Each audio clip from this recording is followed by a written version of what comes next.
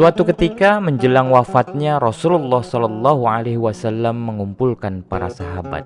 Saat itu Rasulullah dalam kondisi yang sangat lemah karena sedang sakit. Rasulullah minta Bilal bin Rabah memanggil para sahabat untuk berkumpul di Masjid Nabawi. Para sahabat merasa rindu bertemu dengan Rasulullah setelah beberapa hari terbaring sakit. Setelah para sahabat berkumpul, Rasulullah naik ke atas mimbar dengan tubuh yang lemah dan wajahnya terlihat pucat. Dari atas mimbar Rasulullah berpidato yang membuat hati para sahabat bergetar. Sesungguhnya aku akan pergi menemui Allah. Sebelum aku pergi, aku ingin menyelesaikan segala urusan dengan manusia. Demi Allah, barang siapa yang pernah aku zalimi tanpa sepengetahuanku, berdirilah dan balaslah perbuatanku itu. Mendengar hal itu, seluruh sahabat diam, tak berucap sepatah kata pun. Tak seorang pun berdiri. Rasulullah lantas mengulangi ucapannya itu. Tapi para sahabat tetap bergeming. Hingga 3 kali Rasulullah Shallallahu Alaihi Wasallam mengulanginya. Demi Allah, barang siapa yang pernah aku zalimi tanpa sepengetahuanku, berdirilah dan balaslah perbuatanku itu sebelum aku dibalas pada hari kiamat nanti. Tiba-tiba berdirilah seorang kakek. Ia maju ke depan untuk menghampiri Rasulullah. Kakek itu bernama Uqasyah bin Mihsan. Uqasyah lantas berkata, "Wahai Rasulullah, demi ayah dan ibuku, jika engkau tidak mengucapkan kalimat itu sampai 3 kali, tentu aku tidak berani untuk maju," ucapnya. "Apa yang kau inginkan, wahai Uqasyah?" tanya Nabiullah Muhammad. Uqasyah kemudian menuturkan kesaksiannya saat ikut dalam perang Badar. Saat itu unta yang Uqasyah tunggangi tiba-tiba lepas kendali sehingga mendahului unta Nabi. "Dulu aku pernah bersamamu dalam satu perang. Setelah perang usai dan membawa kemenangan, kita segera pulang. Ketika turun dari unta, aku ingin mendekat ke arah engkau. Tiba-tiba engkau mengayunkan cambuk hingga pecut itu mengenai tubuhku. Aku tidak tahu saat itu apakah engkau bermaksud mencambukku atau unta," ujar Uqasyah. Rasulullah memahami duduk perkaranya dan beliau berkata, "Aku berlindung kepada Allah dari perbuatan memecutmu dengan sengaja." Beliau kemudian meminta Bilal untuk menemui Fatimah dan mengambil pecut di rumah anak Rasulullah tersebut. Sesampai di rumah Fatimah, Bilal menyampaikan maksudnya. Fatimah terperanjat. Sambil terseduh, Fatimah lantas berkata, "Wahai Bilal, siapa orang yang tega mukul dan menuntut balas atau kisos dari Rasulullah? Ayahku sedang sakit. Lebih baik pukullah aku atau cucu-cucunya Hasan dan Hussein." Di masjid, para sahabat sudah berkerumun. Ketika Bilal sampai di masjid, cambuk itu diserahkannya kepada Rasulullah. Tak lama kemudian Abu Bakar As-Siddiq lantas berdiri menghalangi Uqasyah sambil berkata, "Wahai Uqasyah, pukullah aku. Aku orang yang pertama beriman dengan apa yang Rasulullah sampaikan. Akulah sahabatnya dikala suka dan duka. Aku tidak rela engkau mencambuk Rasulullah. Pukullah aku." Rasulullah berkata kepada Abu Bakar, "Duduklah kembali, wahai Abu Bakar. Allah mengetahui ketinggian derajatmu."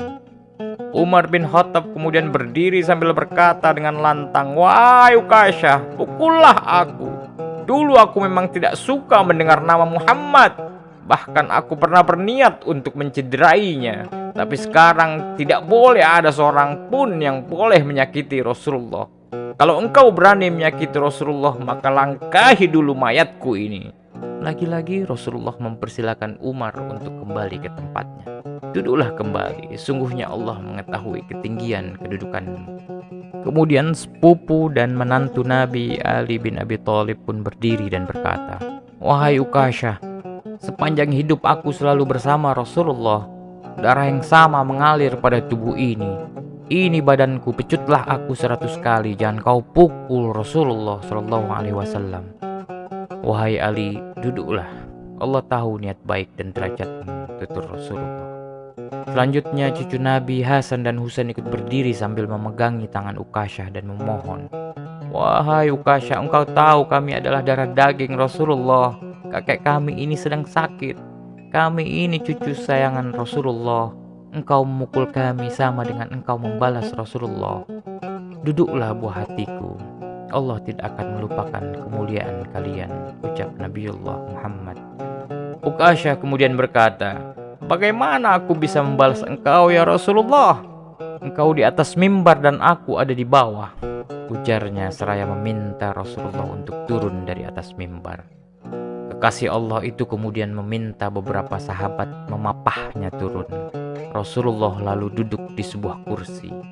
Lalu dengan tegas Ukasyah berkata lagi, dulu waktu engkau memukulku, aku tidak mengenakan baju ya Rasulullah, katanya sambil meminta Nabiullah melepaskan bajunya. Rasulullah SAW langsung menyingkap pakaiannya hingga perutnya terbuka.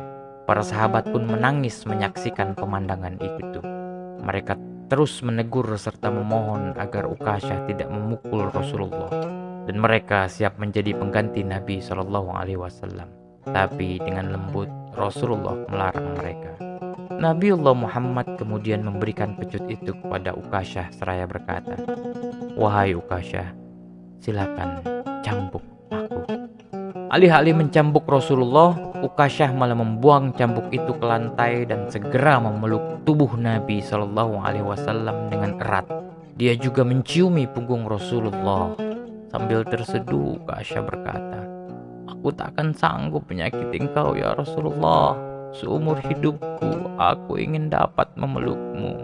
Sungguh sebuah kemuliaan bagiku bisa melakukannya. Karena sesungguhnya aku tahu bahwa tubuhmu tidak akan dimakan oleh api neraka. Maafkan aku ya Rasulullah, ujarnya sambil berderai air mata.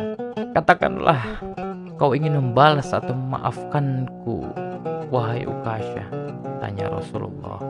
Sungguh aku telah memaafkanmu karena aku berharap mendapatkan ampunan dari Allah pada hari kiamat, jawab Ukasyah.